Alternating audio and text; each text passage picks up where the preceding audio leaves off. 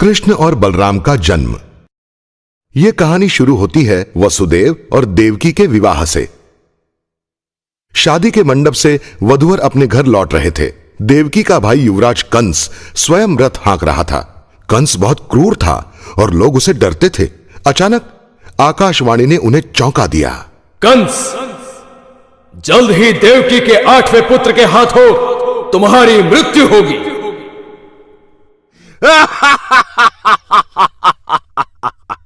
मैं अभी उसे मार देता हूं ताकि 8वें पुत्र को जन्म देने के लिए वो जीवित ही नहीं रहेगी।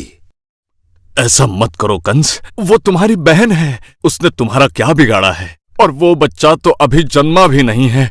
मैं तुम्हें वचन देता हूं, वो बच्चा मैं तुम्हें दे दूंगा। ठीक है, मैं देवकी को छोड़ देता हूं, लेकिन तुम अपना वचन याद रखना। कंस ने वसुदेव और देवकी को महल के कारागृह में कैद कर लिया। जब भी देवकी बच्चे को जन्म देती, कंस उसे मार डालता था। इस प्रकार उसने 6 बच्चों को मार डाला। जब 7वां बच्चा जन्म लेने वाला था, देवकी, हमें इस बच्चे को बचाना ही होगा। लेकिन हमारी मदद कौन करेगा? अपने ही पिता को बंदी बनाने वाले कंस के सामने कौन आवाज उठाएगा? राजा उग्रसेन का भाग्य भी हमसे कोई अलग नहीं है, पर तुम आशा रखो। आश्चर्य से वसुदेव का 7वां बच्चा जो बलराम था, वसुदेव की दूसरी पत्नी रोहिणी के पास गोकुल में भेजा गया और कंस को खबर दी गई कि देवकी ने मृत बच्चे को जन्म दिया है। वह श्रावण कृष्ण पक्ष का 8वां दिन था। धुआंधार बारिश हो रही थी। देवकी का 8वां पुत्र जन्म लेने ही वाला था। स्वामी, लगता है कि अब समय आ चुका है। मध्यरात्रि के समय देवकी ने 8वें पुत्र को जन्म दिया।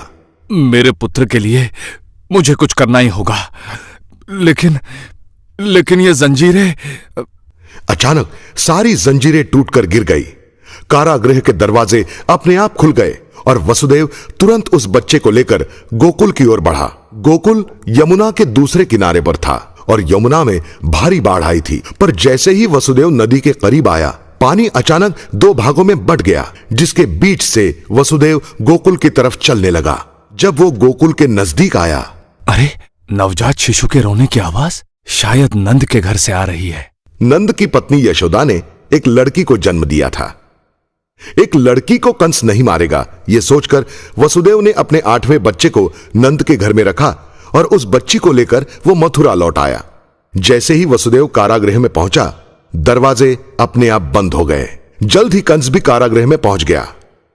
इस बच्ची को छोड़ दो कंस, एक लड़की तुम्हें क्या हानि पहुंचाएगी? पर कंस ने उस लड़की को छीन लिया और उसके पैर पकड़कर उसे जमीन पर पटकने के लिए ऊपर उठाया।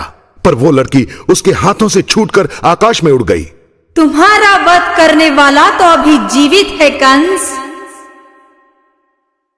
अगले दिन गोकुल में सभी लोग नंद के बेटे की प्रशंसा कर रहे थे, जिसका नाम रखा गया कृष्ण।